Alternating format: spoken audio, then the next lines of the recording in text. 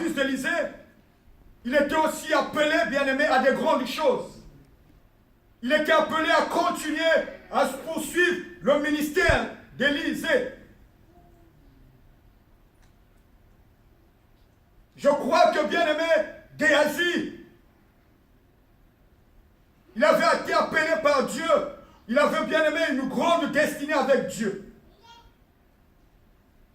Mais nous allons voir si réellement Géhazi, il avait poursuivi, continué le ministère d'Élisée, ou si Géhazi, bien-aimé, était rentré dans le plan de Dieu. Nous allons voir comment est-ce que la vie de Géhazi s'était arrêtée. Bien-aimé dans le Seigneur, j'ai dit que Géhazi était présent. Quand Naaman, en signe de reconnaissance, de récompense, par rapport à la guérison que Dieu avait opérée dans sa vie, il voulait donner des cadeaux, mais Élisée avait refusé. Mais Géhazi, il était là, il le voyait. Et la Bible dit que lorsque Naaman eut quitté Élisée, et qu'il fut allé à une certaine distance, Géhazi, serviteur d'Élisée, homme de Dieu, dit en lui-même, voici mon âme, voici mon maître, aménagez Naaman ce Syrien, en n'acceptant pas de sa main ce qu'il avait apporté. Il dit, l'Éternel est vivant, je vais courir après lui et j'en obtiendrai quelque chose.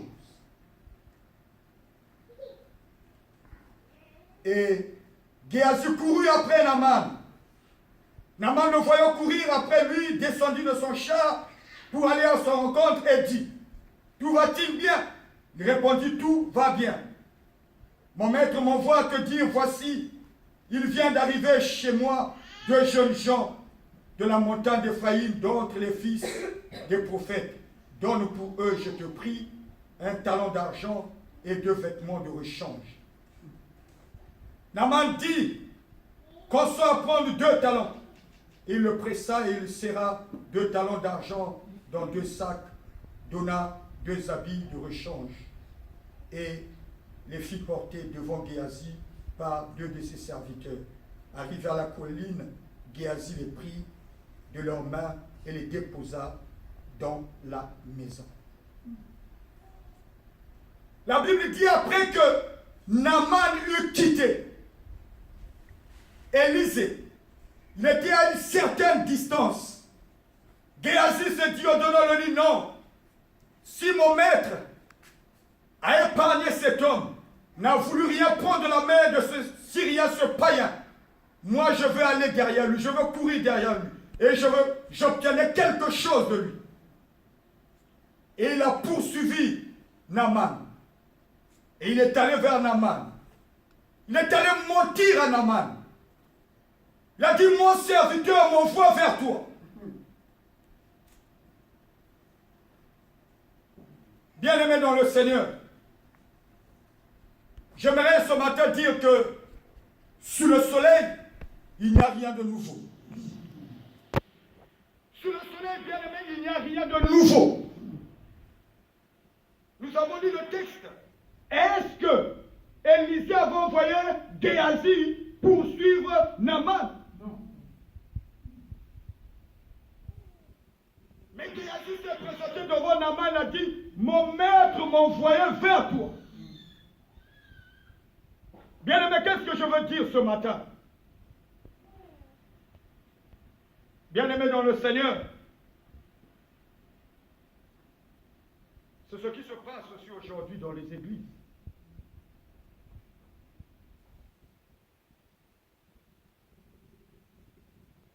Beaucoup, bien-aimés, des hommes de Dieu, beaucoup de personnes parlent au nom de Dieu. Ils disent que Dieu m'a envoyé. Ils prophétisent au nom de Dieu. Mais en réalité, lorsque vous voyez, ce n'est pas Dieu qui les envoie. Ce n'est pas Dieu qui leur demande de parler.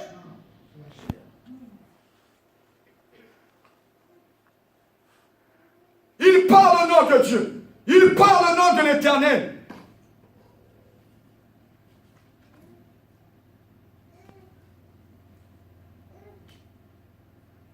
Bien-aimés dans le Seigneur, il est écrit dans le livre de 2 Pierre, chapitre 1, le verset 21, « Car ce n'est pas par une volonté d'homme qu'une prophétie a jamais été apportée, mais c'est poussé par le Saint-Esprit que les hommes saints ont parlé de la part de Dieu. » Géasi de son propre gré, de son propre vouloir,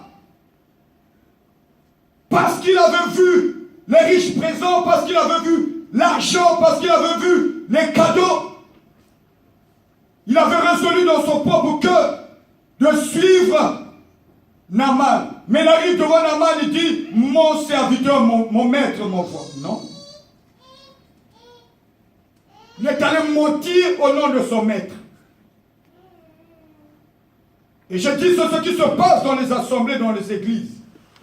Les églises sont remplies de prophètes qui parlent au nom de l'Éternel, qui disent des choses au nom de l'Éternel. Mais lorsque vous voyez rien, parfois ce n'est pas Dieu.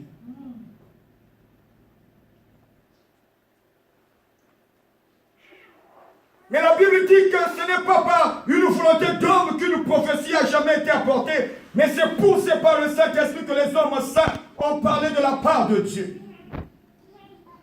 L'apôtre Pierre dit que ce n'est pas par le vouloir d'un homme, ce n'est pas par nos pensées, ce n'est pas par nos idées qu'une prophétie n'a jamais été apportée, mais c'est par la volonté de Dieu.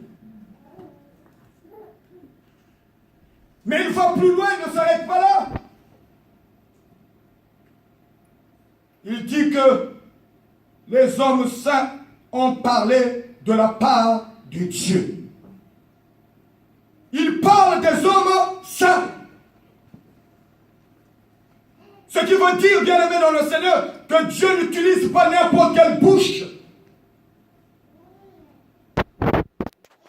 Dieu ne voit pas n'importe qui aller parler en son nom. Dieu ne parle pas au travers de n'importe qui.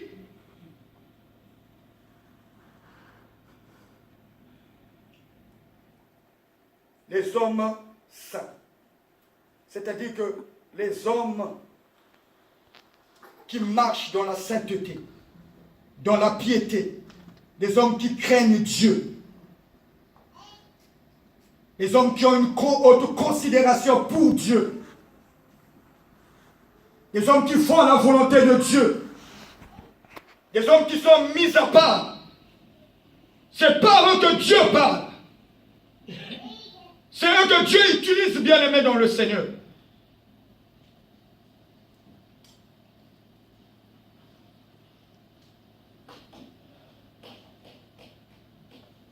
Dieu ne parle pas par n'importe qui. Dieu ne parle pas par les gens qui ne le craignent pas. Dieu ne parle pas, bien-aimé, par des gens qui n'ont pas une vie de sanctification, de sainteté. Dieu ne parle pas par des gens qui font n'importe quoi, qui se comportent n'importe comment, qui ne craignent pas Dieu.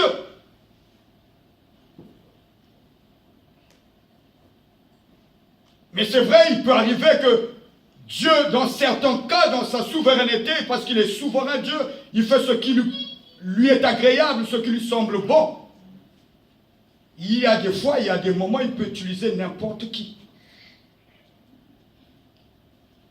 Mais c'est des cas rares. C'est des cas rares, bien-aimés dans le Seigneur. Voilà pourquoi, bien-aimés, la parole de Dieu, la Bible nous recommande, nous demande d'examiner la prophétie. Nous devrions, bien aimé, examiner toute prophétie. Et toute prophétie doit être ramenée à la lumière de la parole de Dieu. Parce qu'il y a des gens qui parlent au nom de Dieu, au nom de l'Éternel, mais ce n'est pas Dieu qui les a envoyés. Mais lorsqu'ils parlent, prenez la prophétie, ramenez-la dans la parole. Comparez avec la parole si réellement cette prophétie vient de Dieu. Géasi, il est allé mentir, parlant au nom de son maître. C'était du mensonge. Mais bien aimé, qu'est-ce qui lui avait poussé de mentir? avait poussé Géasi à agir de la sorte, bien-aimé dans le Seigneur? C'est la convoitise. C'est la cupidité. Lui-même, il dit que j'irai derrière lui et j'obtiendrai quelque chose de lui. Il est allé mentir, il est allé parler au nom de l'Élysée dans le simple but d'avoir de l'argent, de recevoir des vêtements, des riches présents.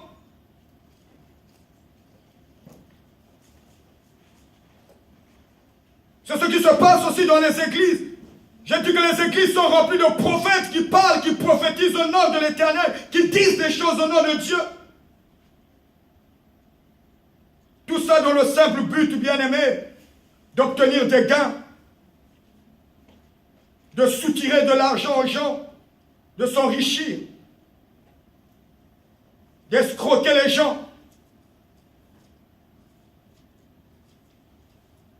Beaucoup de chrétiens, beaucoup bien-aimés, des hommes de Dieu, qui se corrompent bien-aimés à cause de la convoitise. Beaucoup d'enfants de Dieu ont fait des alliances avec le diable, ont signé des pactes avec l'ennemi. Ils se sont détournés de la vision de Dieu. À cause de la convoitise. Bien aimé, la magie, l'occultisme est rentré dans les églises à cause de la convoitise, tout simplement dans le but de s'enrichir, de devenir gros, de rouler dans de grosses voitures, d'acheter de belles maisons, d'avoir de la renommée. Nombreux bien-aimés sont tombés dans la compromission.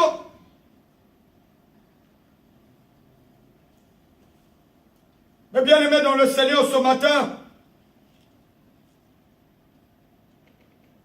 Dieu nous parle. Pendant que je te prêche, je me prêche aussi moi-même. Église de Jésus-Christ, Église de Dieu, nouvelle naissance. Ce ne sont pas ces choses qui font de nous des enfants de Dieu. Ce ne sont pas ces choses qui font de nous des vrais serviteurs de Dieu. Ce ne sont pas ces choses qui témoignent, qui prouvent, qui montrent que nous sommes avec Dieu.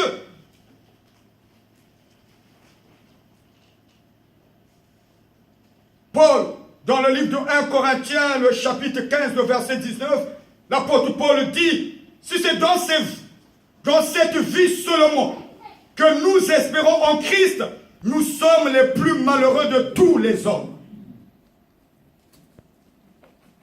Si c'est pour ces choses, je reprends 1 Corinthiens 15, verset 19. 1 Corinthiens 15, verset 19. Paul dit, si c'est dans cette vie seulement que nous espérons en Christ, nous sommes les plus malheureux de tous les hommes. Géasi, bien-aimé, il est allé mentir au nom de